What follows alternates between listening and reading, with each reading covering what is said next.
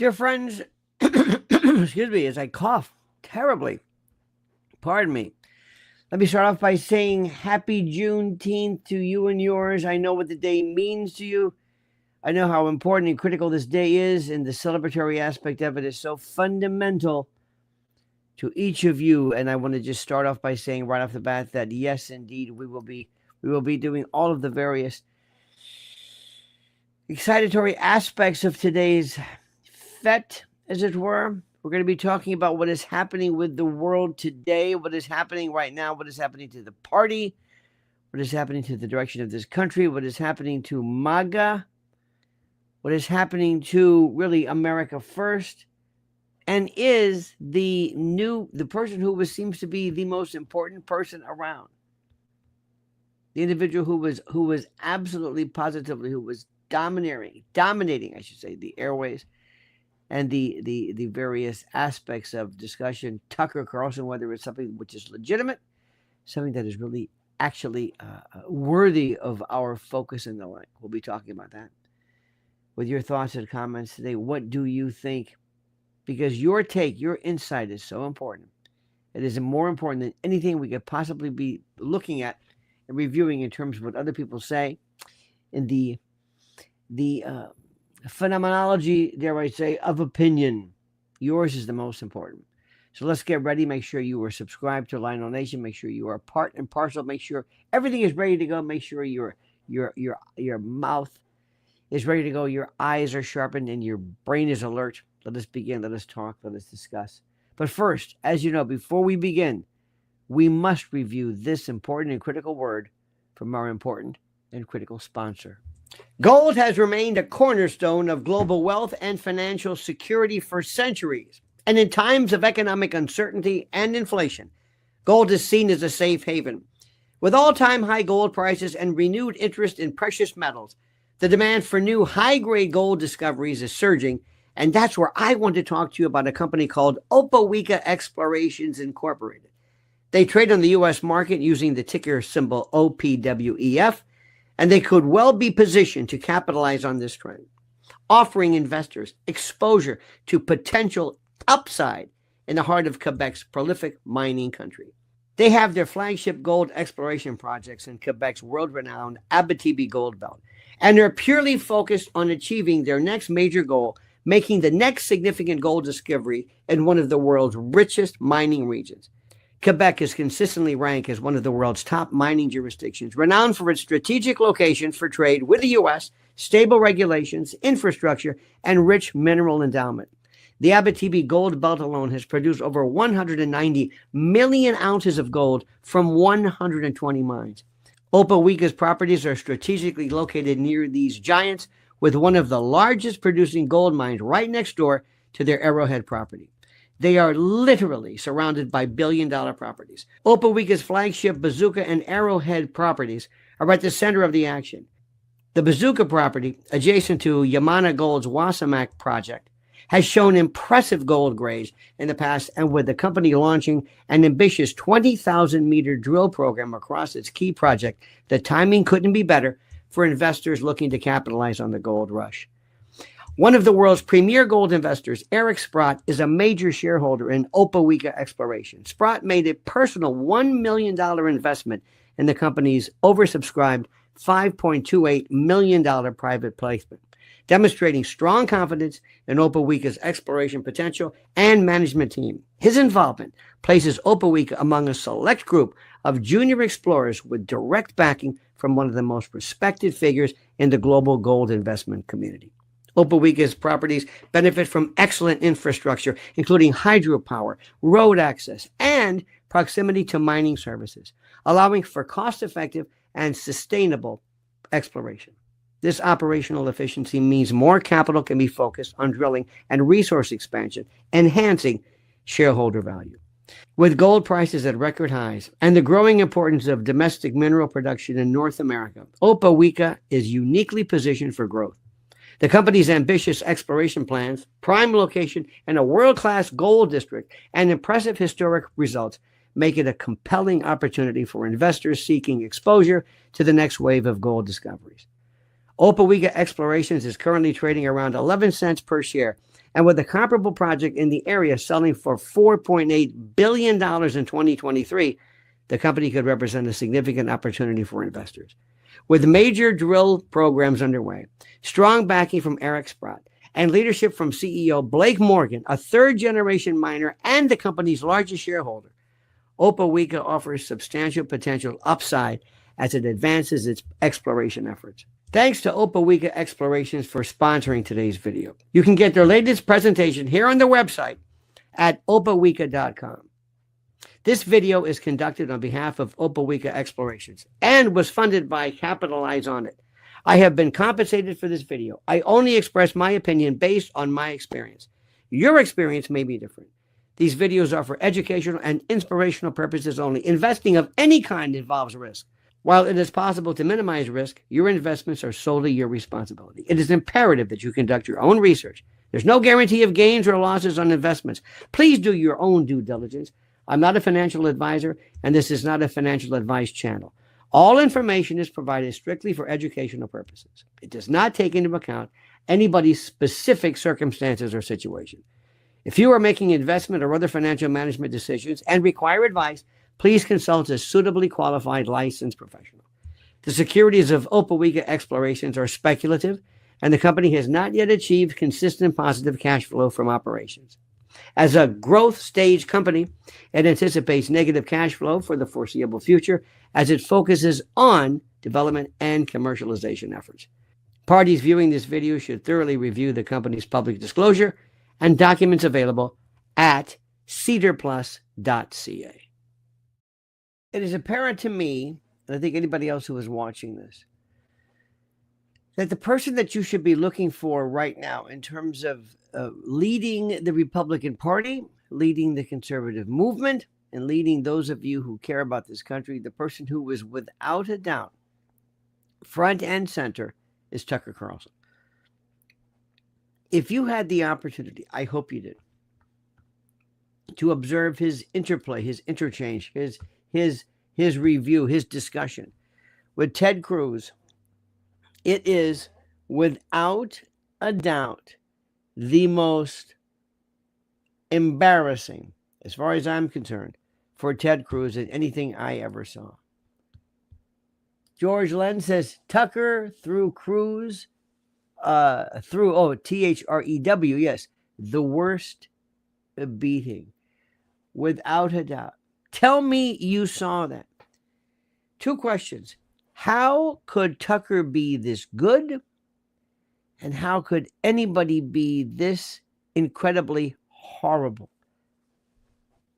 I never thought it possible for somebody as smart and Cruz is smart to absolutely be caught so flat-footed. It was incredible. Damien says, Iran is a BRICS nation. War will expand to World War III. Why is that, Damien? Why will it spread to World War III? Why do you think that is? Now, because of this?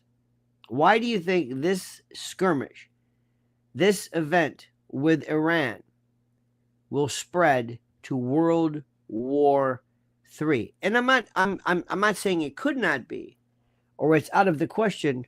Why do you think that's the case?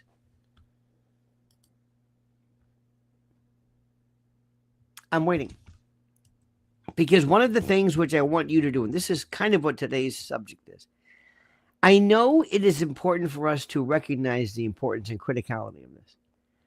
But do not necessarily think that this is going to be the end of the world, because there is a possibility which we are not discussing, and that is the leadership of the world saying, yeah, it's not going to affect anything. We don't really care. Now, I know that goes without saying. It goes without, it's contrary to the narrative. But don't be surprised if people say, look, it's always been like this. We really don't care. Just do whatever you want. Do the right thing. Whether Iran is, I don't know, who owns the oil is another story. I don't know. There is a part of me that is also expecting the president, believe it or not, President Trump, to basically be granted this power, if you will, to just kind of do this for a while. And then they says, okay, you done? Yeah. Okay, that's enough. Everybody out of the pool. Everybody just refocus. Now, I know that when we do this, it would not be a very good show. It wouldn't be good viewership if we kind of like downplay it. But one of the possibilities, believe it or not, is no big deal. Where the rest of the world says, we're not going to get in. We're not going to be World War III. No. Iran doesn't mean that much to us. Maybe it does, maybe it doesn't. I don't know. I think this is the most precarious of situations, and it is the most dangerous, but don't necessarily think World War III. Because here is the deal. If it is World War III, who would be on our side? It would be the United States and Israel versus the world. Who would be on our side? Who? Who would be willing to join us? Who would be willing to enjoy? Who? What world war? What countries would join us, to be a part of a battle against them? Who? Who feels so strongly, not only for us, but also for Israel, that they would actually want to be a part of this? Who? Think about it. Make the dream great again. Big Dick says, Trump said at the flagpole, Putin asked if he could help mediate, so throw World War III out with the bathwater. Trump said at the flagpole, Putin asked if he could help mediate, so throw World War III out with the bathwater. Well, I'm hearing, and I appreciate that, what I'm hearing is, I think Trump and others are saying that, okay, look, Iran wants to deal with us. We'll give them one more chance. How do you know Iran really said that? How do you know any of this?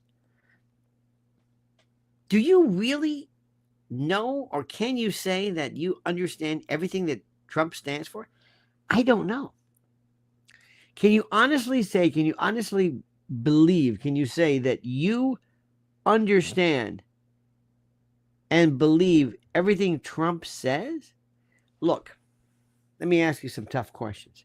Question number one, and you're important. Do you believe that Trump really is at the top of his game, knows what he's doing, is thoroughly threading the needle, so to speak? Do you think Donald Trump really appreciates the severity and the lethality and the danger of this? Do you think that Donald Trump really knows what's going on, or is he just kind of throwing a Hail Mary after Hail Mary? Damian Keller says, we're talking about opposing globalist interests. Why would World War III, and I'm not saying there is not, but why would the people say, we're going to end the war, or excuse me, the world, or we're going to end the order, or whatever it is, over this? Not that there's not disagreement, but why do you think the world says, yes, let's go to battle over this? Bradley Opland says, Tucker the trickster exposes Cruz the fool. Next comes the savior archetype. America can still offer a wise diplomacy facing Iran's death called head on. Yeah, that's true. All we're doing right now, this is true. We're just giving you possibilities. Trump may be just enjoying the theater of this. He might say at the last minute, all right, that's enough. He may turn to Bibi and say, you're going to take a deal. That's it. End of discussion. Last night I was watching, or this morning I should say, on CNN. They were showing nothing but pictures, videos, B-roll of Israel on CNN. Iran had nothing. As far as it was concerned, it was, what are we doing? This, what's her name? Claire. I forget her name. It's this supposed media superstar. They didn't care at all about Iran. This was CNN. Now, the bottom line is, aside from this, everybody, let me rephrase this, with the exception of the usual suspects, Hannity and Levin, I guess the Fox News crowd. Who are the names of the people 100% in lockstep with Trump and in support of Israel? Who are the people? Who are they? Other than the usual, other than, the I shouldn't say the usual suspects, but other than those in Congress, who are the people who are 100% in lockstep with Israel? Who? Who? Go down the list. This Tim Dillon, who I guess is a big deal. Candace Owens, Joe Rogan, Tucker Carlson. Go down the list. It's the most incredible story. It's unanimous. People are asking a very, very serious question. A very, very, very serious question. And they're asking the question, more than anything else, what is the purpose of this? What is the purpose behind this? How is anybody in their right mind showing any kind of a blind obeisance to what is going on? Can you think of anything? Can you think of anybody? I can't. Can you think of anybody anywhere showing this 100%, this Ben Shapiro background? Where is it? It's not there. This is the thing which is the most important. And anybody who doesn't recognize this fact is not paying attention. Anybody who does not recognize this is not paying attention. Not what people want. Elites don't care. Elites don't care globalism. Again, now, are you suggesting that? Listen, I don't want to be dumb here. When you say the elites, who were the elites? Who in the world, who is actually 100% behind Israel? Do you think the EU is? Do you think the elites? Who are the elites behind Israel and the United States? Who? I'm not trying to act dumb here. I'm dead serious. Who are these people? Who are the folks who are behind this movement? Do you know of anybody? Do you see it? It will never be the same. Matt Gaetz. I'm trying to think. Matt Gaetz, Greta Thunberg, Junk Yogurt, Anna Emphysina Kasparian, or whatever her name is, Kasparian, Candace Owens, with across the board, Theo Vaughn.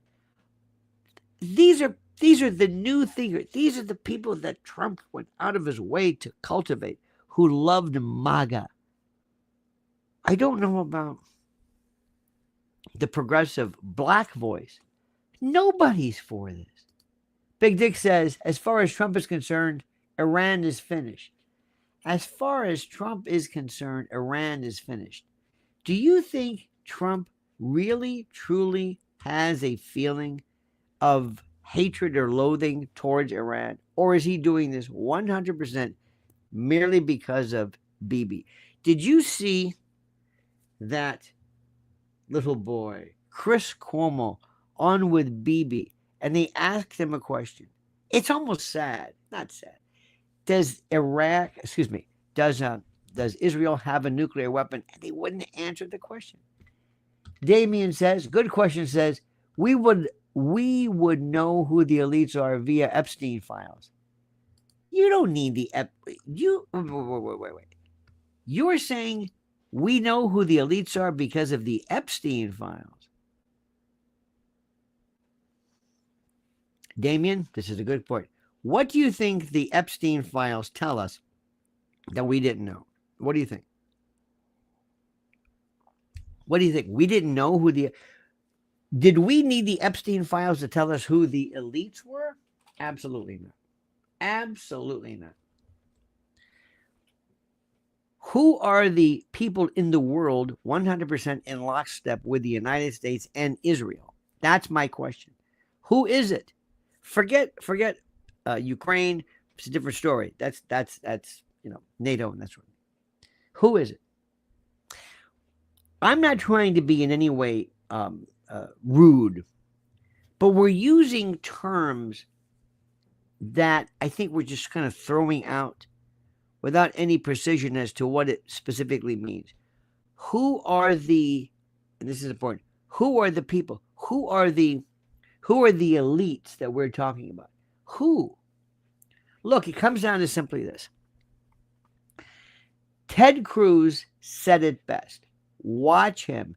This was an individual who came across. He lied about AIPAC. He said AIPAC was an American organization. An American, I guess, well, maybe it's, I guess, registered here. But he said that was an American organization that fostered and promoted agreement and parity and all of these things with each other. Ted Cruz said this. Can you honestly believe he said this? Does he he know how insane that is? And he said, well, I don't really know that much about it. Ted Cruz, I couldn't believe, knew nothing about Iran. You would think that by virtue of being a U.S. senator, by virtue of this, the briefings, somebody along the, when you are talking about something long enough, you hear every parameter, every aspect, the square mileage of the country, population density, demographic breakdown, all of these aspects. You hear all of this. He couldn't answer anything. And he's referring to the Bible. He says with a straight face, I think it was Genesis, that God blesses those who bless Israel with a straight face. You talk about, they say, well, Iran's a theocratic. Do you want a senator of the United States or anybody theoretically making decisions about the United States being involved in a world war based upon your interpretation of the Bible? I know you may take this, I hope not the wrong way, because my goal is not to insult. But when you actually use the Bible as a basis or as part of the bases to involve this country in potential world war, as somebody suggests, based upon your interpretation of the Bible, and he thinks he is going to win favor, he is actually, who is that for? Is that Christian Zionists? Is that for the benefit of eschatologists? Dear God. When people spend their time talking about how the Bible this, the Bible that, how the Bible, and I read Tucker, and listen, I know he's a good man, but he's a little full of shit too. Well, I get up in the morning and I read Matthew, and what are we talking? Is this like a piety contest? Who is the most devout? Who is the most committed to the holy word? Look, number one, let me just make it real simple. Iran poses no threat to the United States that warrants war, actual bellicosity. Damien Keller says, Cruz forgot, blessed are the peacemakers. Yeah, well, that's true. He didn't know what. He is just so full of shit. And he spews this with such frequency. And he's unchallenged. He figured, I can just go on with Tucker and just do this. I'm Ted Cruz. I am so smart. So rule number one. I'm not saying that it's a good idea for Iran to have a weapon. I'm not saying that the world or the country would be better off without Iran having a weapon. I'm not saying that. I'm not saying it at all. Of course it's better. But is this worth war? Is it worth putting messages out on Truth Social? Get out of Tehran now? Doomsday flights, and we're going to drop bunker busters and Moabs. And why? If you listen to some very smart people, if you listen to Scott Ritter, who I think is a very important voice when it comes to people who were involved in military, you realize these, how do I say this, that Israel in and of itself is not necessarily what you think it is in terms of militarily. I can't believe what I'm seeing. I can't believe that I'm seeing what I'm seeing and that people are actually thinking this is a great idea. And for you or anybody to believe, that this is actually that we benefit, that the United States benefits from this saber rattling, this is insanity.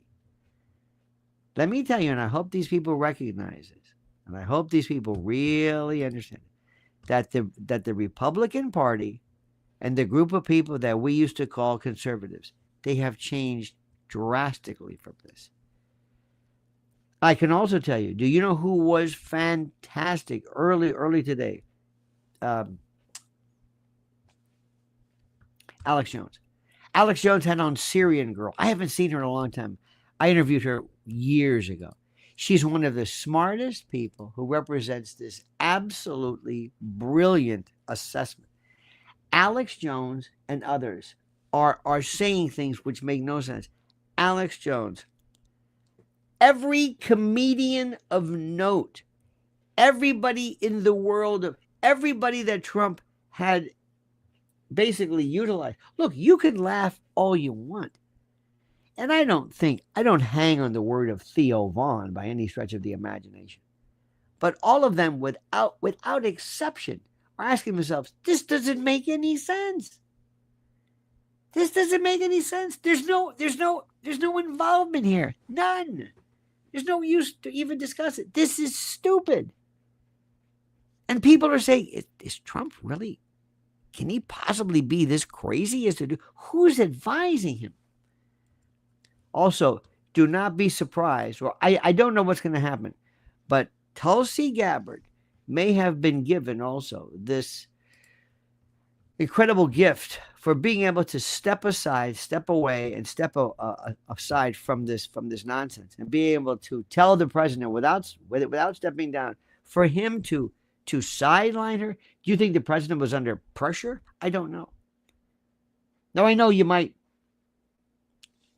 I'm not giving this a lot of weight, but what is the hold that this president has?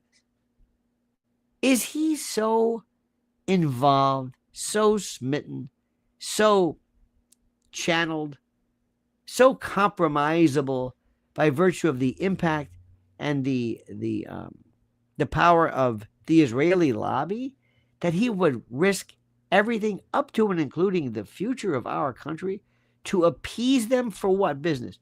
For money? What? Money? Where is the international background or the support? Where is this? I don't understand this. I'm not suggesting that AIPAC or Israel is not or are not in any way valid considerations. But why is the president risking everything for this? And here's the bottom line. Whatever you think about Israel or Bibi or whatever, they're not just saying, we want you to bomb Iran and force regime change, and we're on our own, and thanks a lot. No. This commitment is now committed forever. Forever. How did this happen? People who never, ever found themselves ever even uttering this slightest messaging that was not 100% effusive when it comes to Israel are now saying, what are we doing here?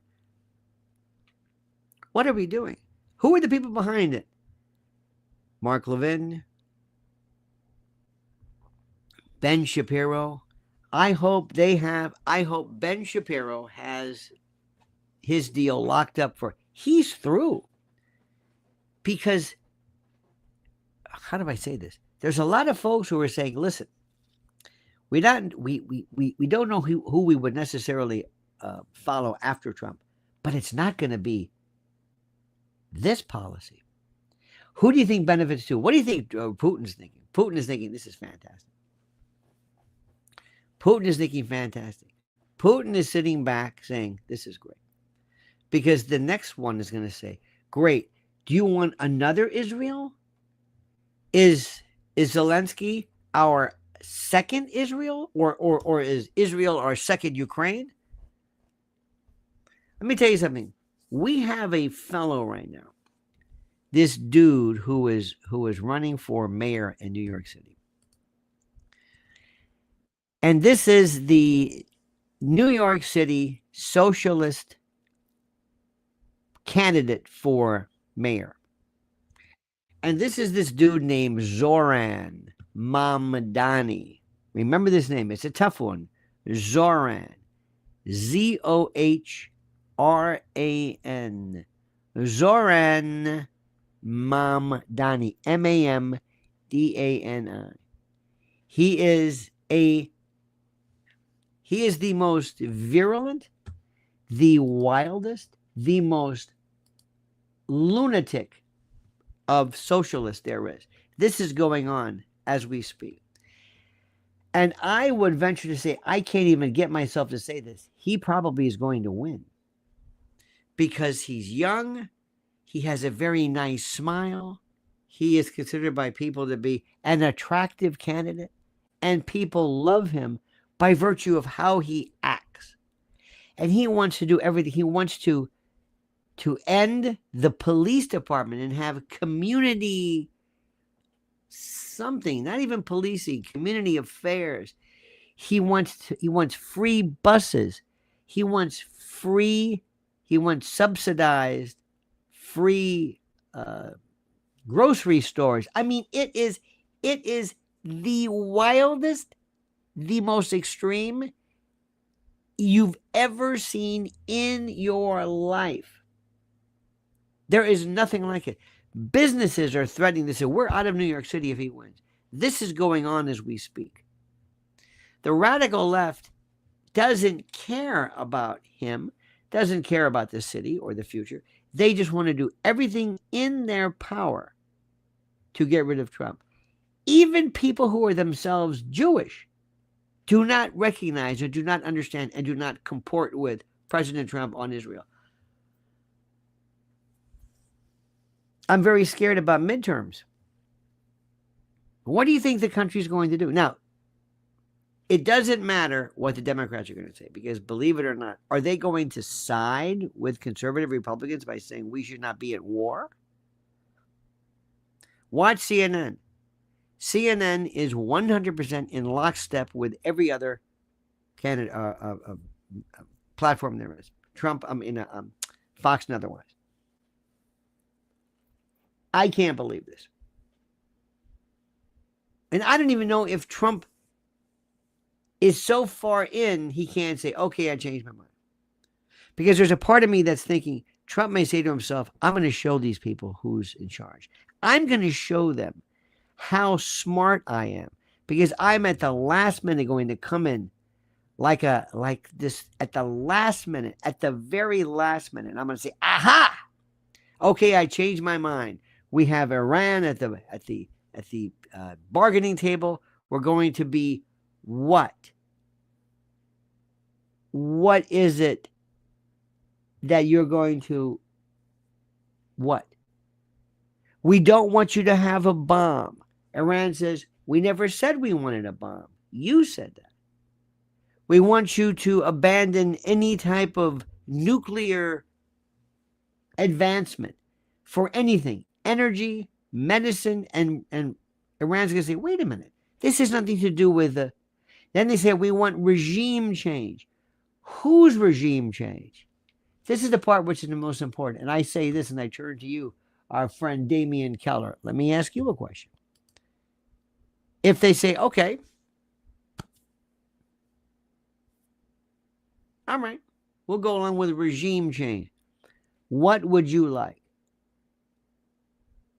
Do you think the people of Iran are going to want the Pahlavi, the Shah's son? Do you think we're going to be in a position to tell them what to do? Do you think the United States is going to say, okay, here's our deal. We don't mind regime change, but who is it? Who's the puppet? What do you think this is going to do for the possibility of, and this is important, this incredible sense of revolution, which they keep talking about fomenting? They keep saying the people of Iran, the great people of Iran, what they want is they want regime change. And they want the ability for them to embrace our Western ideals and the like. They're not theocratic lunatics. What do you think they're going to feel about the second time in their history where the United States comes in and basically directs their leadership? They did it in 53 with Mossadegh, and now they're doing it with these folks. See, a lot of folks in Iran may say, listen, we don't care for these theocratic folks. We don't like morality police. But you know what? We didn't mind it because, well, that's our country. And frankly, things were kind of sort of okay. Most people in Iran would say, we're not for that. But frankly, we don't want anybody coming in and telling us whom to select or whom to elect. Well, let me ask you, what's President Trump going to do? You think do you think the Shah's son, the Shah, what the Shah represents, the most decadent, the most corrupt, the most vile, the most, in many people's minds. And remember, you got to ask not what people in Washington or K Street think or what Tucker feels, but what do the rank and file, Joe Six-Pack Iranians think? And does it at all bother you that the Nimitz is the oldest ship which is about to be decommissioned? Do you suspect there might be what can only be described as the possibility of a kind of like another USS Liberty? And do you believe, and this scares me more, World War III is not something I'm looking for. I don't think we're going to have the notion of World War III, an actual allies versus the Axis. I don't think we're going to have that. But let me tell you what I do think is interesting. Something bad is going to happen. And if I had to bet, I would say put everything on something bad happening. And as a side bet, false flag. Somebody somewhere, if I advised Israel, I would say to Bibi, listen, your sterling witticisms are only good for so far. The United States needs to understand what they fear. We've got to do something and show them something that they should be afraid of, really afraid. And what does that mean? I'm saying there should be something that frightens them. We need a false flag. We need something. And one of the things which would be the most, this is really frightening. Oh, forget false flag. What if somebody says, there's a lot of us in the world. Someone mentioned BRICS countries. Brazil, Russia, India, China, South Africa. By the way, the BRICS countries, don't forget Mamdani. The current BRICS countries and those involved, I think they call it BRICS plus 6 or BRICS plus 7. But right now it is Brazil, Russia, India, China, South Africa, Egypt, Ethiopia, Iran, Saudi Arabia, and the Emirates. And I think that's BRICS plus. Yes, the expansion was Egypt, Ethiopia, Iran, Saudi Arabia. So here's what happens. Let's say the following. Somebody's advising, not necessarily Israel, but somebody's advising the BRICS country. And I know that we are hated beyond explication. People despise the United States for reasons that, whether it's warranted or not, you know it's true.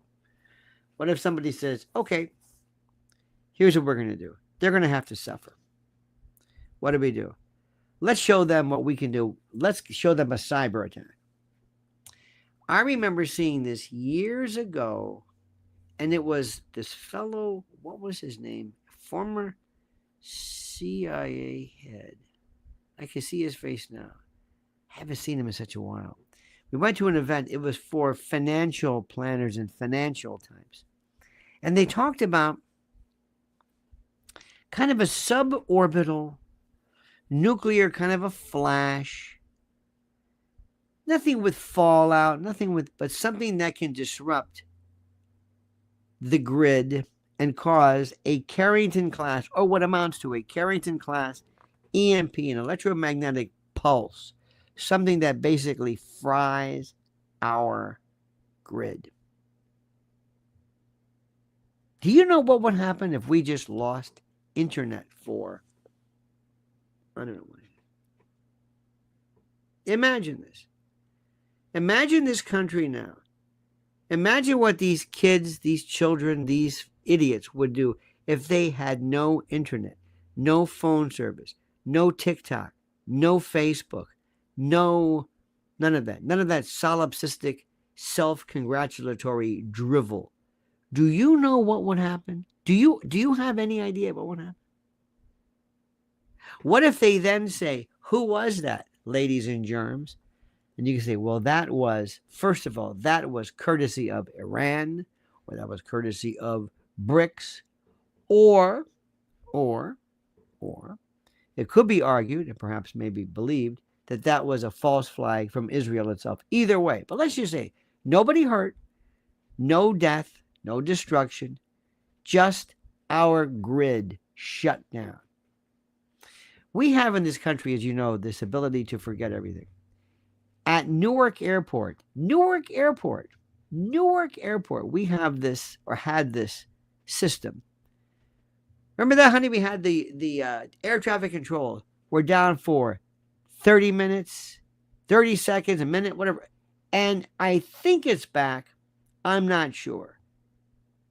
But they had to shut down Newark Airport, which is a great, great hub here. Do you know how easy it would be for something like that to happen again? Make the Dream says that thought won't mean war. We have to ask ourselves what war means. I was talking to a young man recently, friend of the family, who said, could anybody nuke us? And I said, no. You're thinking about the days of mushroom clouds. Why would anybody do that? Why? What's the point of this? A nuke? Having Cleveland wiped out? No. You don't need to do that. Let me ask you something. Name one word. Give me one word to describe if all of a sudden, just the internet. The internet word, just the internet. Have you ever been online when they say Gmail's down, X is down, Twitter's down? Have you ever seen this? Just for a while. It's like they're almost kind of like testing us. Imagine if there is no internet for just 24 hours. 24 hours. And when I mean 24 hours, I mean not just the internet, but maybe 5G service, maybe phone service, something along those lines. 24 hours. No shots fired. Nobody hurt. Nobody killed. There might be some calamity attendant to that. Maybe you could show that an emergency room or something. Give me the word. This is the best one. What do you have to do to Kara Kukak, who is, by the way, trolling, but let's say somebody actually says, don't care, I don't use them. Oh, yes, you do. Everything you have in your life, your phones, your TV, your banking, everything, they use them. Everything is affected. Wall Street, investing. Sparky says, is Iran beating Israel like a redheaded stepchild who owes them money? You know, put it this way, Sparky, I wouldn't be surprised. MRO Levon says, yes, the Pahlavi royals are coming back. How do you know this? Now, MRO, you say they're coming back. Are you saying this because you think they're coming back? You know they're coming back? Why? What is your insight into this?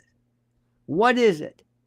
See, what we do is, and I appreciate this, when we think or suspect something is the case, we just say it. I've heard for the first time Alex and others remind us that they believe that Israel was part and parcel, if not the main contributing factor or participant in 9/11. Did you hear that one? This is huge. Huge. Oh my God. Huge. So when you say Pahlavi was coming back, why do you say that? How do you know that? I'm not saying I know anything. I'm saying this is the possibility. This is the possibility. I will never tell you this is guaranteed. I would never be that, egomaniacal to suggest that this is an absolute. But there are some possibilities that I think are more likely than others. Bibi Netanyahu's life is on the line. Literally, literally, politically, in terms of his freedom, his liberty. There are talks of incarceration and the like. We keep hearing that the polls show that Israel is 100% in lockstep with him. Make the Dream says the Beatles are coming before Third World War. That could be. Raul says, when my internet service went dead, so did I. I don't think people recognize this. And people would say, oh, I don't care about this. Everything is on the internet. Everything. Stock markets, financial, banks, delivery systems, traffic lights, everything.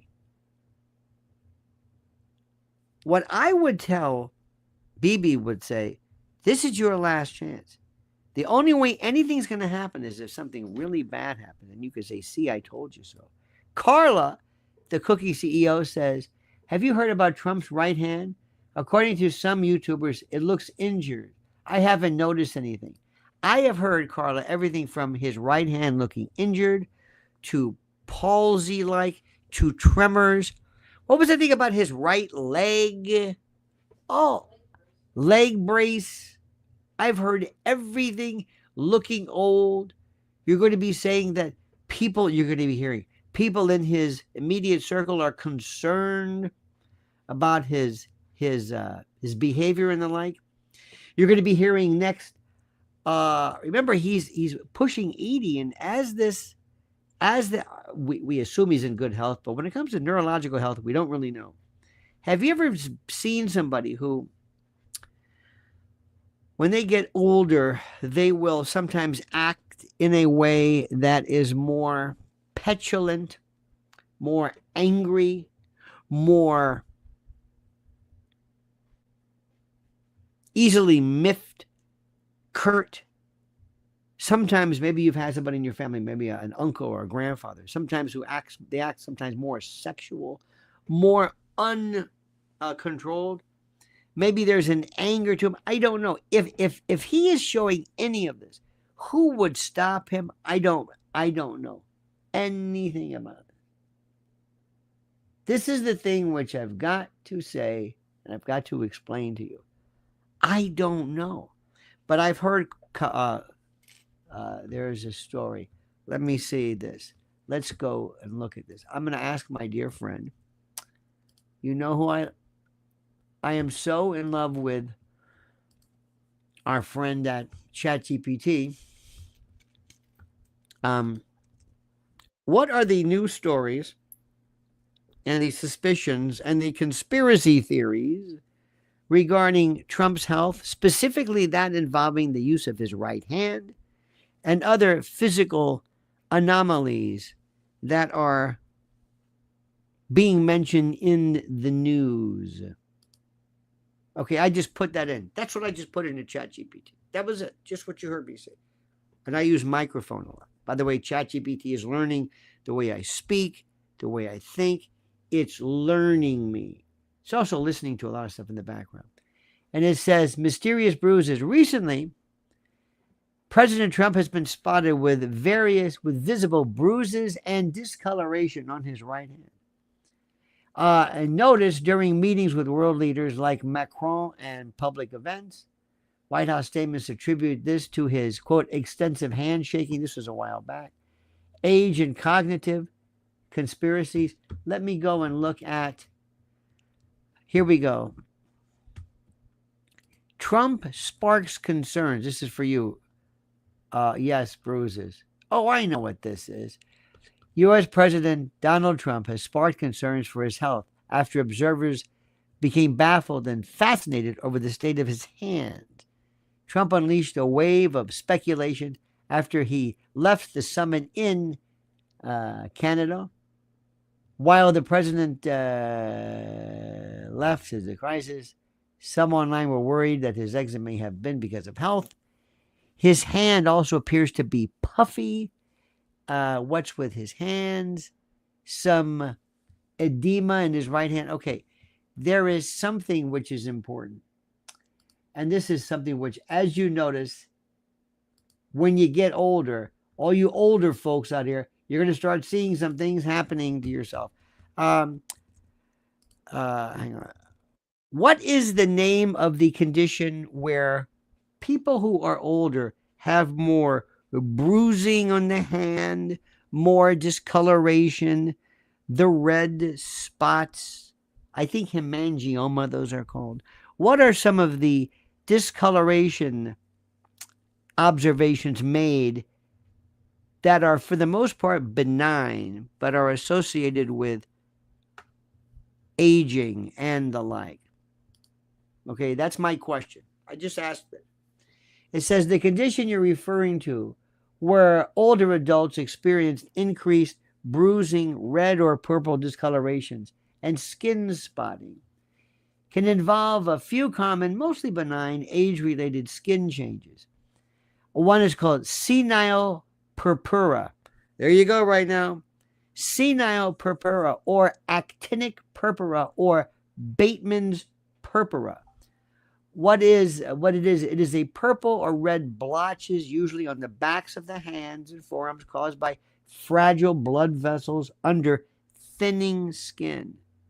When you get older, you get that older looking, you lose that layer of, remember, there's two things that you can never, ever, ever really control in terms of surgery and the like: neck and hands. It happens when collagen and fat under the skin decrease and blood vessels become more delicate. Minor trauma like shaking hands or bumping into something can lead to noticeable bruising. It is benign. Cherry angiomas. I went to school with her cousin. This is small, bright red or purple bumps caused by clusters of dilated blood vessels. Sometimes you get this like a red dot. Like, I got one right there. This dot. It's just there. It's just benign. Liver spots. Solar lentigines. Flat brown or black spots caused by long-term sun exposure. Remember, he's big. Ecchymosis, a fancy word for bruising. Large, flat discolorations. Dermatoporosis, a condition characterized by fragile, paper-thin skin, prone to tearing and bruising. Isn't that great, folks? See what you got to look forward to? I say it happens. So that may be something to consider. And as you notice, this is important. When you get older, my friends, you'll start to see stuff that's so interesting. It's so interesting. As little things will happen, and because you got to recognize this. Everybody from Keith Richards to Mick Jagger to even and we read our AARP stuff. Listen, let me just say something here.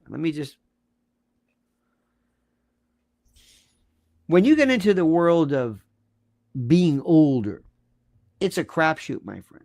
I don't care how much you worked out when you were a kid. I don't care how in shape you were.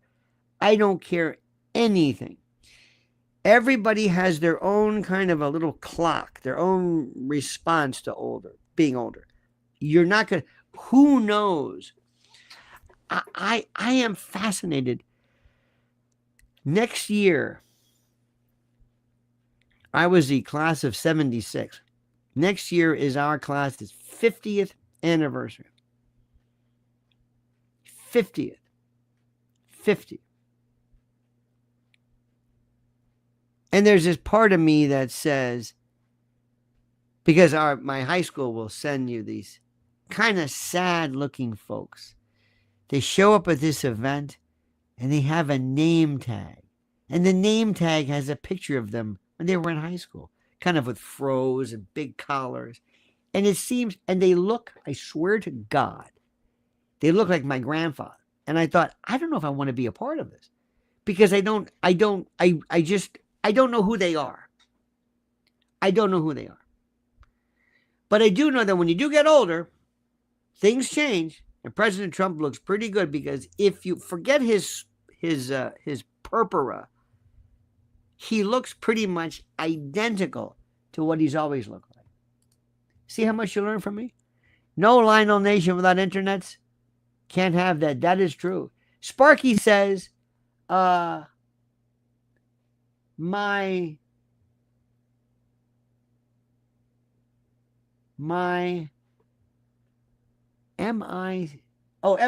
YouTuber Meyer Tosi is an Iranian monarchist who came to prominence during Brexit and cultivated an audience of soccer hooligans he can weaponize in support of the Shah's baby doc-like son. That's a very interesting concept. That's very good. The Duvalier. SRO Vaughn says, watch 2C TV? 2C TV, not CNN?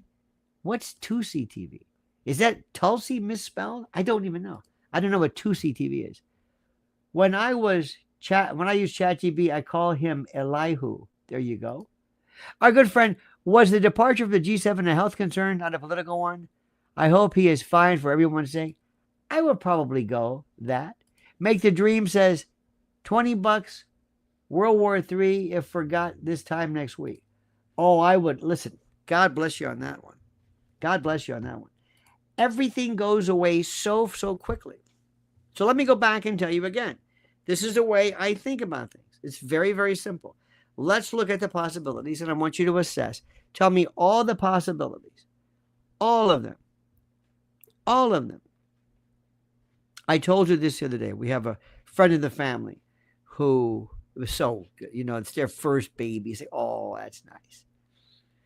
And I said, there's some wonderful things you should look into the possibility. Whenever you go for your visit, have a list of all these questions to ask. And don't look at you almost don't want to scare somebody new, but you got to ask these questions. What are the possibilities? And then assess probability. Okay? Now, one of the reasons why I don't listen to a lot of people, because a lot of folks, whether it's, Alex Jones, Owen Schroyer, who's terrific, the other two gentlemen, I never can remember their names. It was good to see, again, Syrian girl this morning. Fascinating. But you do know that they have to be loud, and they have to be a little bit kind of like you, where they have to say, this is the end of the world. This is the end, this is it. World War III. That's it. Okay, you got it? I'm sorry to say this, but it's true. It's true. Nobody wants to hear my form of analysis, because it's, but believe me, if I was your physician and I'm looking at something that's happening to you, let's say a malady that's facing you or your family, you're going to like the way I look at things. Speaking of growing old, I watched the recent Jay Leno's Garage with James May as guest. Jay suddenly seems elderly. Yeah. He had that fall a while back, which some people thought, didn't you hear was the mob or somebody beating him up for a gambling debt or something? I don't know if that's true. But here's what I ask you, the possibility of this. When you get older in particular, I hate to keep bringing this up, but people will say, if you have this, if you have an A1C of this, if you have a potassium level of this, if you have a calcium score of this, if you have whatever, you have a 3 times, a 4 times, a 5 times greater chance of a cardiac incident. Well, what does that mean? What does that mean? Let me stop you right there, because this is math and probability. Sparky, by the way, says, haven't seen her in a while. Is Syrian girl still, you say, hot? Well, I don't know if she's hot, but she's very, very smart. You can watch her. She was on with Alex this morning. Very smart. It's interesting. She's always been very, very, very smart in terms of this. And I think a very nice person. There's another one too who was, I forget her. It's so funny. When I first started this, I don't know how many years ago, a lot of those folks who were online are still here, but in any event. So let me ask you this. If you do not wear seatbelts, do you increase your chances of being in an accident? Listen to what I'm saying. Here's the question. If you do not wear a seatbelt, and we have a friend of ours who insists upon not wearing seatbelts because she believes that being forced to wear a seatbelt is somehow negative or dangerous. Carla says, I'm selective with what I watch on YouTube. Sorting truth from manipulation takes effort and discernment. Very good. But what I do, Carla, is I triangulate. I look at the internet to kind of get an idea, like if are there people outside about to riot? When people are outside threatening to riot, I'm not listening to whether what they're saying makes sense. I'm just getting a feel for what people are saying, the volume, the anger. I'm triangulating. So that's kind of sort of what it is. Let me also tell you before I forget, do not necessarily listen to the tenor of this because, as you know, the number one goal of everybody on this platform is to get people to watch them. Let me remind you, as I was saying before, very quickly, not wearing a seatbelt in no way increases the chance of you getting into an accident, but it does increase the amount of injury and the likelihood, or decrease the likelihood, of you walking away in the event of an accident and you're not wearing a seatbelt. Completely different. We have a friend of ours who refuses to wear a seatbelt. She does not want the government to tell you not to wear a seatbelt. I wear one all the time, especially if I'm taking any kind of Uber or Lyft. By the way, Lyft is so much better. I don't know if you have the LYFT. It's so much cheaper. They're all the same to me, but in any event. So I wear it.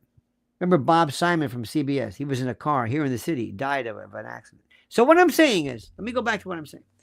When you read this, if I say to you, how does this thing work? How does this work? Look at the possibility, look at the probability, and weigh it, and then decide whether they get upset or not. Okay? So the first question is simply this. What is your worst fear? Remember, I'm your physician. I'm the voice of reason. I'm the person you go to who tells you, this is what you should worry about. This is not. And I would tend to calm you down because I don't yell and I don't scream. And I'm not here trying to yell Armageddon and the end of the world and that sort of thing. Meg says, I don't watch. I lend my attention. Very good, Dick. I like that. I lend my attention. Always get this. Always pay attention. Listen to what your kids are saying, not because you care about the subject matter in terms of, but to hear what they're saying in case you pick up on anything. So the first is, what is your first concern? What is your first concern? Let me ask you this. What do I have to worry about that affects me and my country? Specifically me or my family, my country, and then the world. Do we care about the world? No. No. The world is always on a tenterhooks, powder keg. Always that. What are you worried about? Well,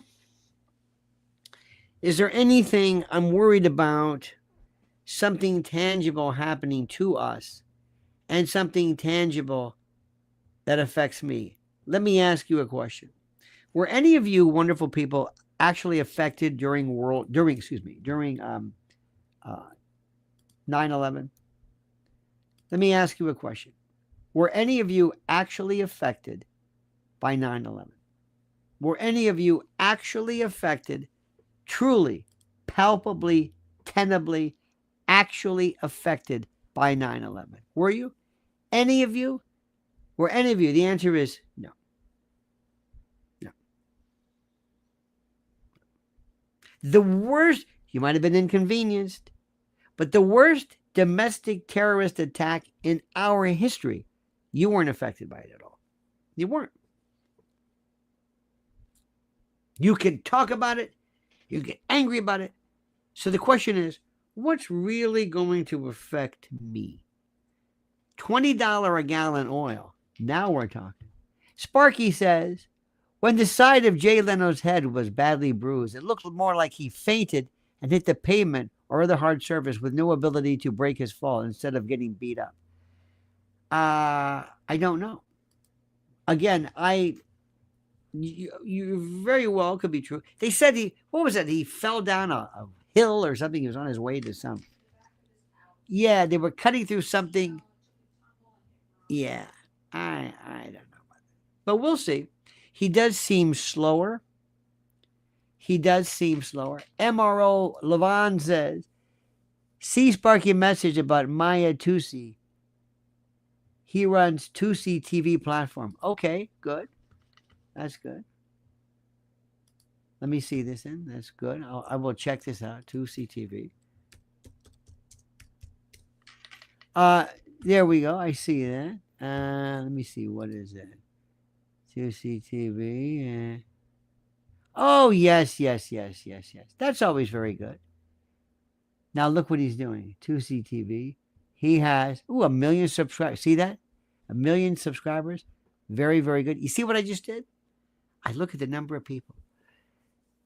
Iran prepares for 24 nuclear weapons. Israel on standby. This is live. Iran prepares for 24 nuclear weapons.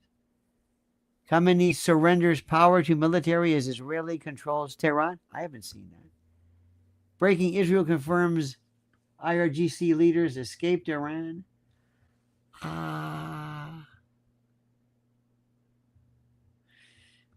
Now, I don't want to break anybody's bubble, and I don't want to in any way say anything that sounds as though I am being, how do I say this, negative towards a fellow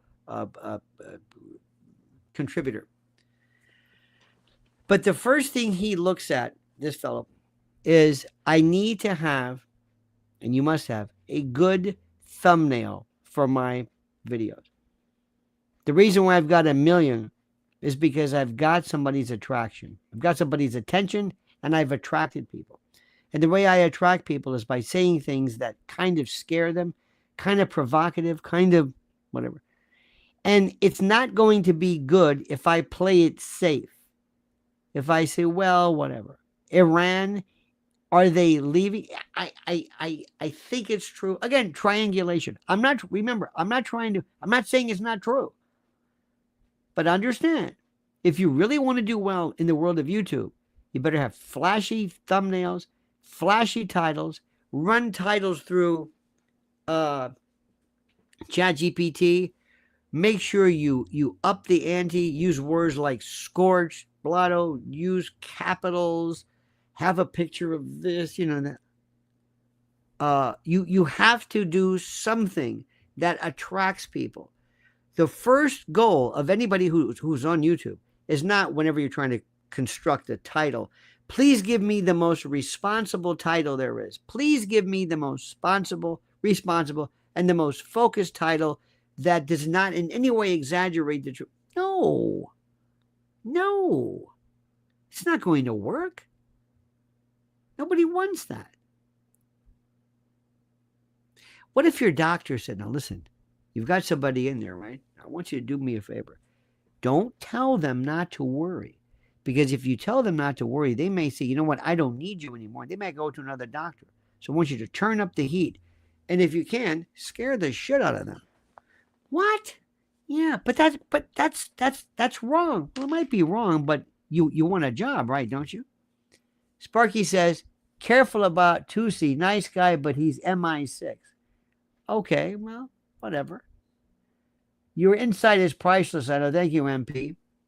You know, when somebody says MI6, CIA, notice how we don't say NSA anymore? Do you really think there's a thing called MI6? No, I know there is MI6. Do you think there is a collective CIA point of view? Do you? I know sometimes we speak of this. I know sometimes we speak in these very kind of a generic terms. But do you believe in this? Do you think our CIA under a Trump administration is the CIA of Biden? Do you think MI6 right now is involved? And what do you think MI6 wants to happen? What is the word of MI6? What does that mean? Does somebody get the message from MI6? Do they say, listen, here's your take? Okay. And I think there's a big influence, obviously. That's what I would do. If MI6 or CIA, if these folks didn't matter, why would they have lobby groups? Why would they put money behind a lot of these folks? You're going to be surprised one day when you find out how many people, some influencers. Don't be surprised if Joe Rogan isn't involved in something. And I don't mean that Joe Rogan is a sellout, but that's the first person I would get a hold of. That's the first person. Wouldn't you do that? If I ran CIA, I'm not going to approach him. Joe Rogan wouldn't know what happened. Joe Rogan is still a lovable, affable, kind of a smart teenager, kind of a lug. You know when Joe's the most happy? I'm changing the subject, but just is when he's hanging around his comedian friends. When they go out and they drink and they talk UFC and MMA and they talk about this guy can kick and this guy is jacked, and they love to talk about bear videos. Joe, I would assess him 100%. I would have him look at him and say, he's a guy who wants to be taken seriously, but deep down inside, he is the happiest when he can just be one of the guys and just kind of talk, that rough and tumble stuff. So he can be gotten to, but you can't let him know who's there, because he was scared during COVID. When he had to apologize, he felt like he capitulated, and he felt a little embarrassed about that because he was brand new into this. And frankly, Spotify and them said, listen, you owe us a lot because we made you who you are. And you could destroy our brand unless you go out and you apologize, whatever the hell it was that you said about the vaccine or COVID. And he was kind of freaked out, but he was resentful of that. He thought, I don't want to be in that position again. If I want to have my people come out, Joe would never know that I'm promoting him. Never. How do you get people to follow you? Let's say I'm a contingent of MI6, Mossad. Name your group. First of all, there's not a monolithic group of them where they have, this is our position. There are people in intel organizations who don't even know they're in intel. I don't know what they are. We have 17 intelligence agencies under the rubric of Tulsi Gabbard. 17 or 18. Remember how that works. 17 or 18. So there's no such thing necessarily as somebody who's involved in, one message. But one thing I would do is I would triangulate. I would make sure I would pump him up and tell him, I would have somebody get to him and say, you are really an important person. Really? Absolutely. Because what is the one thing Joe Rogan wants more than anything else? The same thing you want, everybody else. From President Trump to Mike Lindell, bless his heart. You want to be respected. You want to be respected. Let me speak a little bit about this. The person I would love to get to, two people I'd love to have my PSYOP folks do a review of. Candace Owens and Tucker Carlson. Classic. Not so much Alex. Alex is so, these are people in the business. He is so toughened by fire. He's not really malleable. But two people, Candace Owens and Tucker Carlson. changing the subject. What do you think Candace Owens, if I said, I want you to get to her, what does Candace Owens want more than anything else? What does she want? What is Candace Owens? What is she about? When is she the happiest? What does Sparky want? Sparky says, too bad the Iron Sheik is no longer with us. President Trump could have installed him as the leader of Iran if regime change is successful. Oh, you're right about that. Remember, there was this, remember Rudy Bakhtiar? Rudy Bakhtiar was on, don't know what she's doing now, but she was on CNN years ago. And Rudy Bakhtiar is an Iranian. The Iron Sheik, remember, during the Iranian hostage, the Iron Sheik, to have a guy come out with, after the Iranian hostage and say, death to Americans, Americans are pigs. Do you have any idea of what that's like? M.R. Levant says, Tusi's mom got evacuated by the Brits during the 79 revolution. Uh-huh. Well, now does that mean she's a spook? Could be. Sparky said, instead of complaining about ignorant American thinking, Iranians are Arabs, he learned it. He leaned to it and owned it. Oh, absolutely. Oh, absolutely. 100%.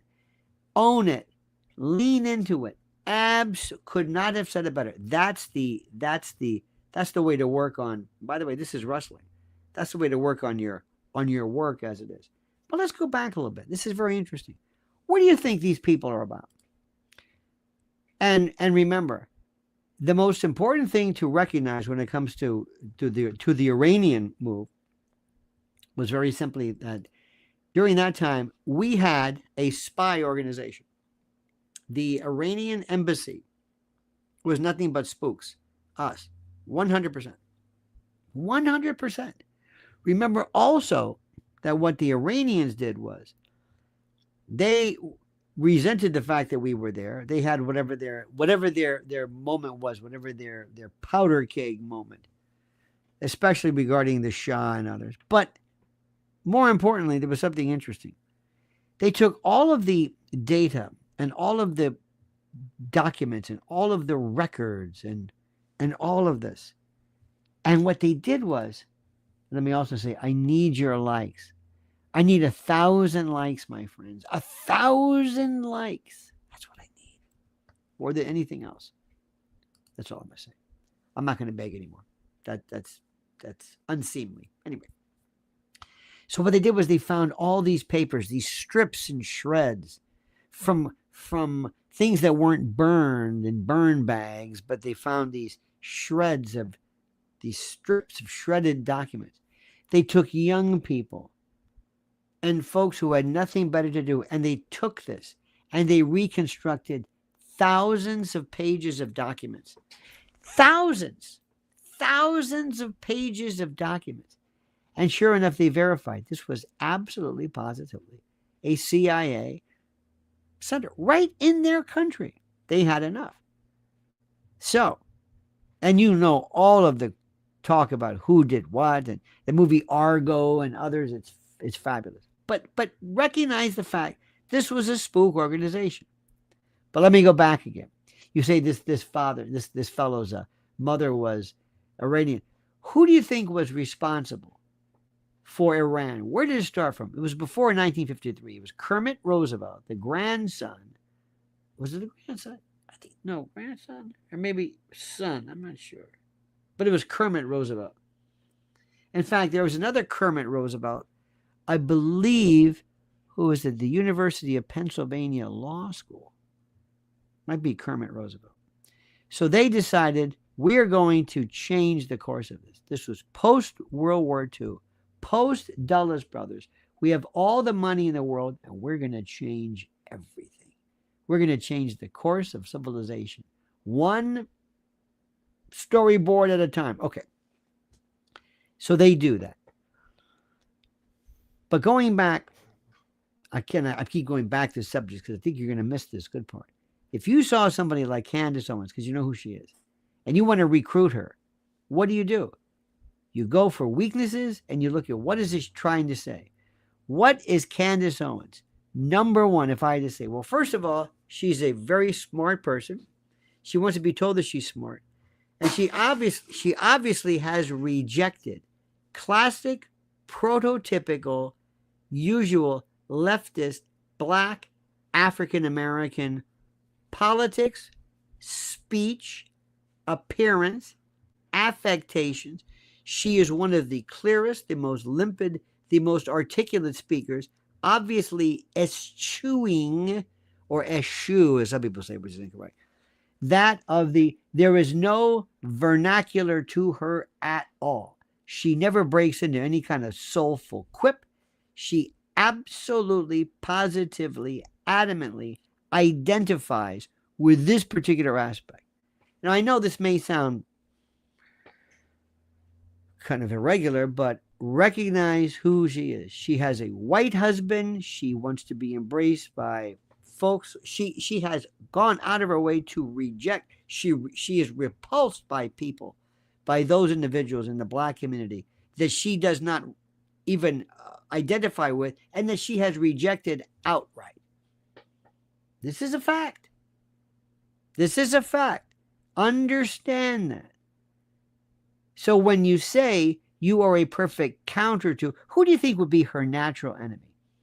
We also look at those people who came at her hard, and those people who call her, she had a bad stint with Kanye, and so I'd go after that. That's the first thing. Let's look at Tucker. What does Tucker want to do? What is Tucker? Tucker has a very interesting image with his father. Tucker is very connected with his father, Dick Carlson. Tucker is the Thurston Howell III, little Lord Fauntleroy. He is a blue blood person that he used to embrace very, very strongly. He loved being, I think his mother was from the, was it the Swanson Frozen Foods family, or I don't know what it is. But anyway, he prides himself as being, I'm one of those people. His brother Buckley, I think his name is. We are blue bloods. I'm the cool blue blood. That's all I know. Then he recently, very interesting, he talks about how he quit drinking. This fascinates me to no end. Carla says, the crazy laughing prince in The Great Race, played by Jack Lemmon, reminds me of Tucker's silly laugh. I detest Candace. Ooh, interesting. I want to know why. The Tucker's laugh reminds me of the fellow from Amadeus. When Mozart, that laugh, listen to that laugh. It's very unique. By the way, laughs are things that are people just laughing and sneezing are signatures that you have that only apply to you. But I'm curious why you detest her. See, I see her as being very, very, let me give you another one too. This is just for fun. This is just gratuitous evaluation. One of the things that she hates is anything that reminds her of who she is. People are like that. Sometimes when you have been brought up in a world where you're portraying or giving off the image that you're a stylized blue blood or something, when in fact you are not. You're afraid you're going to be found out. And what she has done is she's afraid that somebody might find her out. And by that, she doesn't like imposters. Hence, the reason why she loathes and detests above everything else Brigitte Macron. Why? Because Brigitte Macron is really, deep down inside, a man, according to Candace. And that she doesn't like anybody who is inauthentic. Why? Because it reminds her of who she is, or better yet, how people think of her. Imagine you're in a world where you are of a race. I'm sorry, this is the way it is. Where black folks have rejected you because you've gone out of your way to reject the prototypical, dare I say, dyed-in-the-wool, archetypal African-American negress, one of my favorite words.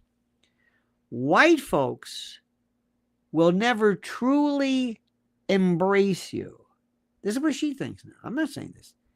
They like her. They will use her. They appreciate her. They will use her as an example of somebody who can say things that we can't. It's like you send somebody in like a tunnel rat. Only they can negotiate in these tight quarters. Only she can say stuff that we can't. Remember at first she was confused about Black Lives Matter. She wasn't sure the Kanye West thing burned her. So white conservatives use her to do the dirty work. They did this years ago with Ken Hamlin, Armstrong Williams, J.C. Watts, a lot of folks. Thomas Sowell, though I'm saying they're very legitimate. Walter Williams. Sometimes we look to black folks to say things that we can't. We say, see? Don't take it from me. Take it from her. See? So that's the person that I would. So when I would approach her, I would keep in mind, what is it that she wants?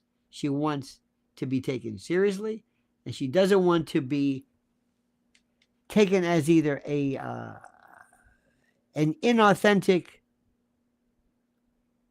quizzling on either side. George says, blacks will diss other blacks for speaking properly. Maybe.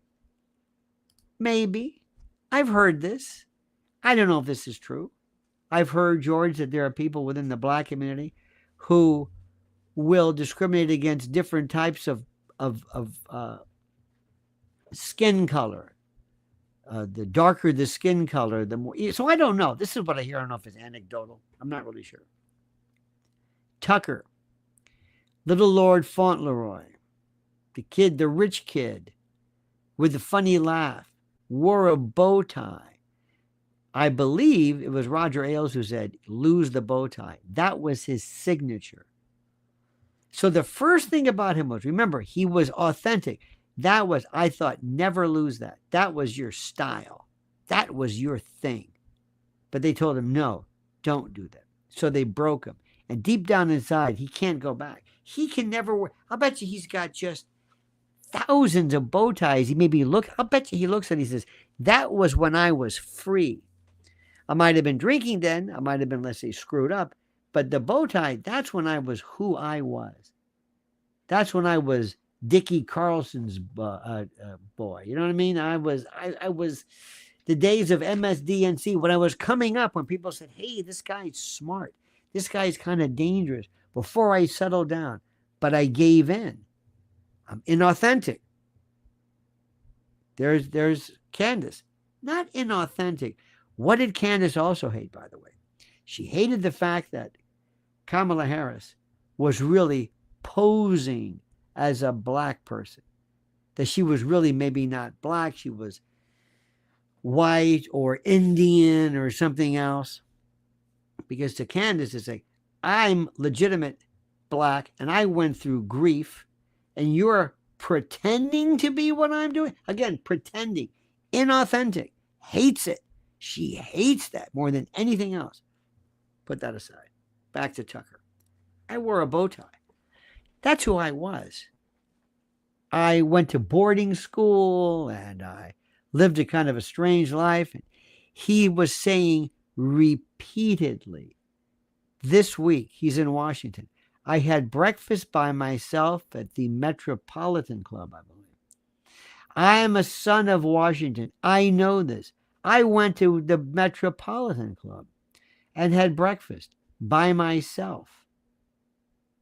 He's kind of giving you his bona fide. See, I went to this place you probably never heard of. Maybe it doesn't matter. But that was who I was then. That was my father. That was kind of the old me when we were Washington royalty, when we were, exclusives. And now I don't know what I'm doing. I don't know anything about him or his family. I don't know if he and his wife even live together. I have no earthly idea. I don't know. I don't know anything about this. But I do know that the second thing the thing that really hurt him in his life more than anything else was being fired from Fox. He never get over that one.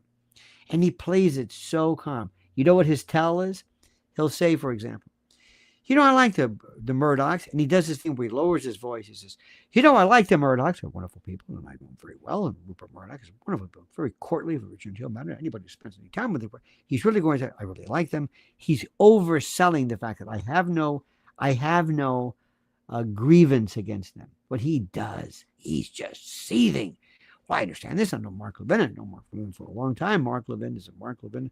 Mark Levin is this loudmouth, boorish, very annoying, dare I say, and I'm saying this with all due respect, American Jewish bulldog against this blue blood wasp. And if you don't think that's not generations of, let me tell you something. You can say all you want about the ignominy and the problems that black folks have had to suffer, not on their own account, but what other people have put to them. But American Jews kept out of country clubs, kept out of social, not kind of held back. We recognize you. We recognize your worth. We recognize your tenacity and your intelligence, but you're never going to be a part of us. You're never going to be a WASP. Don't ever lose that. Don't ever think for a moment you're going to be on our level. And they're not going to tell you that, but Jews will tell you that. Be suspicious of Tutsi, but don't discount his sources. Oh, I don't listen to anybody where I take what they're saying to heart. I just like the sources, as you say. But let me go back and tell you something.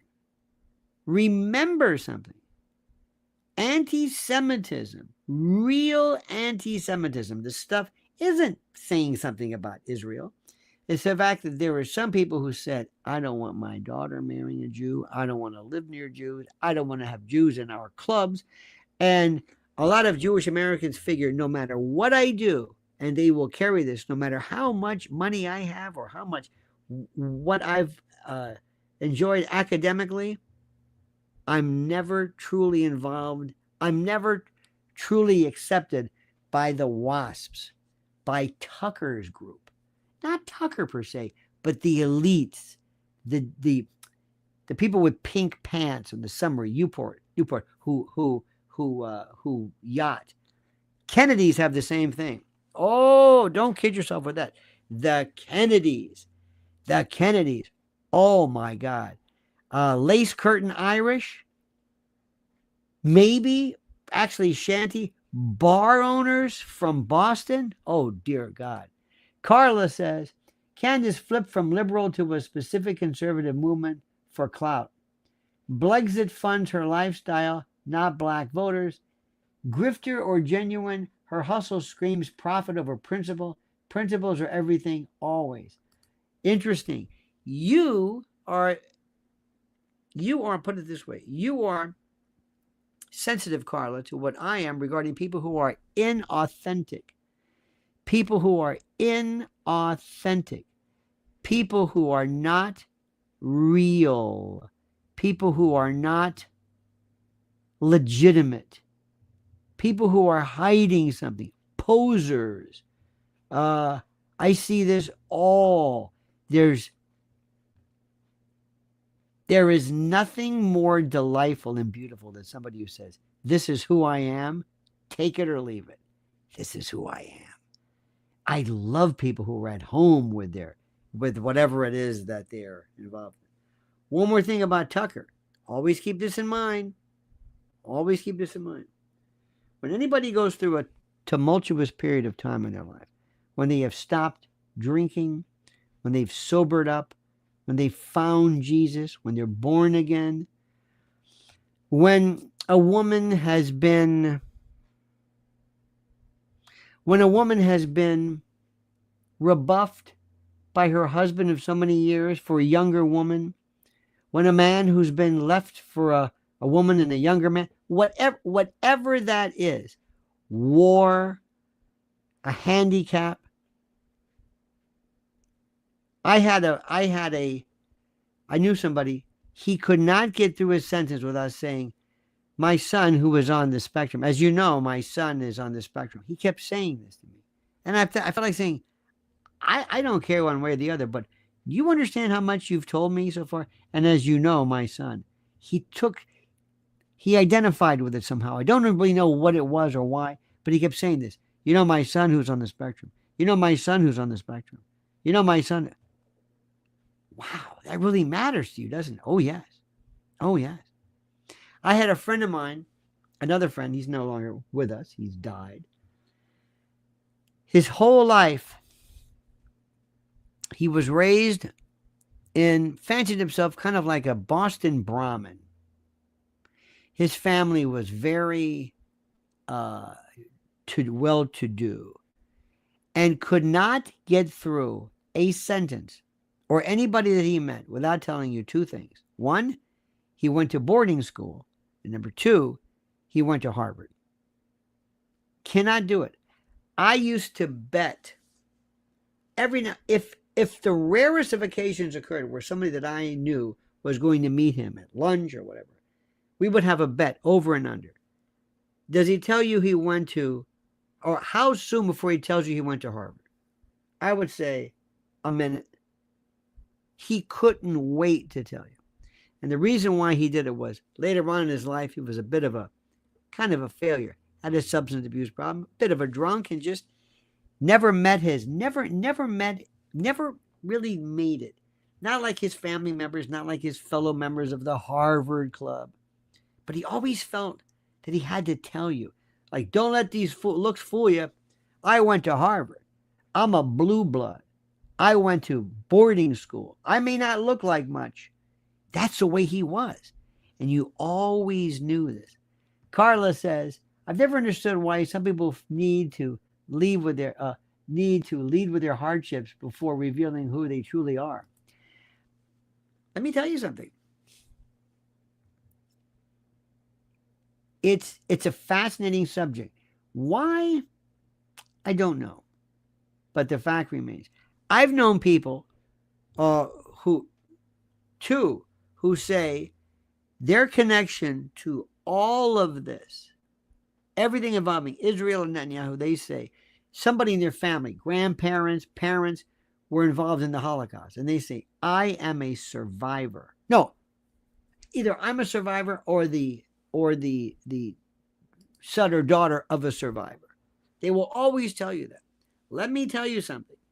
I'm a survivor. My grandparents, it does two things. Number one, it provides a bit of a kind of a provenance or a background, but it also gives you their frame of reference. And some people just love to constantly tell you what it is that they do. They love to tell you this. So go back to what's happening. Now take the person who always wants to tell you they went to Harvard. What would I do? Oh, I would lead to that. Well, you would know. You understand the purpose of this. I mean, you're a well-educated man. You're a Harvard graduate. You certainly know about this. Ooh, that's called loading them up. Well, you know this. You know this, Candace. You're a person who's been around. You're very well respected, and you've been able, and you tell people exactly what it is, and you've been able to basically spot a poser a mile away, and you see. Learn what they're about, and then ask yourself. Remember if somebody has a lapel pin, lapel pins tell you everything. The flag. When I see a flag pin of let's say an Israeli flag, an American flag, or a French flag, or when Sean Hannity had a lapel pin of the CIA, I think it was the CIA. Wow, what does that tell you? It's like a little boy playing cop. So what all of this is about, everybody in every intelligence group always understands these are the people we are dealing with. These are the people. What do you think makes Trump tick? What do you think makes Trump tick? If you met Trump, if you're trying to work with him, and I'm saying this with all due respect. Remember, I love the guy. I'm going to vote for him. I'll vote for him again if I possibly could. What do you think he wants to talk about more than anything else? Trump. His story has been one of self-promotion, and he's always said, I may have been given a little bit of a help from my father initially, which is, by the way, true. But what I did, I did on my own. He is a marketing genius. He created, he did things that nobody else could do. Donald Trump, president, media maven, media personality, loved, beloved, handsome, best women, right? Best jets, golf, gilded home, luxury, the best, billions, right? And that, but yet an ability to speak to people, because deep down inside, he never forgot his background and what his parents provided, who were hard workers. There's one thing about Trump. If you get to know him, they appreciate hard work, don't you? He does not understand this business about you're going to work from home. No. You're going to take off, or no, you don't. We don't take off. He loves to show you coming off the Air Force One or whatever it is, 3 in the morning, 2 in the morning, and he's up playing golf the next day. What was he doing after he was shot? What was he doing the next day? Playing golf. You can't knock me down, Ray. You didn't knock me down. Raging Bull. It's so. Listen to what I'm saying. Keep this in life. Remember this. The first time you meet somebody, spend as much time as possible keeping your mouth shut and watch them. Watch the interaction. How do they deal with family? How do they deal with children? How do they deal with spouses, new spouses, jobs? What do they brag about? When you see them walk in for the first time, read them. Read them. When somebody is reeking of cologne, that tells you something. When somebody ostentatiously shows you their watch, some monstrous watch, that tells you something. When somebody talks about or brags about their kids, when somebody always talks about their family, it tells you something. When somebody listen to what they say about other people. The people that they hate oftentimes reflect that which they hate in themselves. Keep in mind that any kind of sobriety, drug problem, or psychological issue is something that forever changes their life, and it permanently brands them. It sears onto their personality, that which they're about. Oh, remember what I'm telling you. Read the crowd, look for tells, understand, and then when you want something done, play on that. Utilize this. God and nature has been giving you all of these tips. It's been 1 hour and 42 minutes. You must be exhausted. Me talking and rant, just waxing loquacious. Carla, the cooking CEO, thank you for your incredible insight. MRO Levon, George Lenz, we thank you. Sparky, we thank you. MP, we thank you as well. Make the dream great again. Thank you, Big Dick from Chi-Town. Let me see what else we have here. This and that. Raul Rodriguez, we thank you. Christian Janus. Let me see who we have. I want to make sure I thank all of you. Damian Keller. Damian, you were fascinating today. I like your thumbnail. Mr. George Lenz. I appreciate that as well. Let's see who else we have here. And that is that, my friends. Mrs. L, be still my heart. You look like Live at 5 for Mrs. L. Live at 5. Make sure you subscribe to Lynn's Warriors. Lizzie Solak is here. Wait a minute. There she is. She's the den mother. Watch out. Devil woman. Be careful. Where have you been, stranger? She's a delight. She takes names and kicks arse. She knows who's been naughty and who's been nice. Anyway, my friends, thank you. Don't forget, July the 19th at the Cutting Room. July the 19th, yours truly, Lionel, takes the stage. Also, overnights, the other side of midnight with Lionel, 1 to 5 a.m., WABC, the Heritage 50,000 watt flamethrower. Go there. You can go to wabcradio.com. You can get the app or other particular apps that are available. All right, dear friends, thank you so very much. We've been on for 1 hour and 44 minutes today. 1 hour and 44 minutes. And it is always an honor. Thank you for your support. Please make sure you are subscribed to Lionel Nation. Double check, because people find themselves unsubscribed for reasons I don't know. So Mrs. L today, live at 5. All right, dear friends, have a great and glorious day.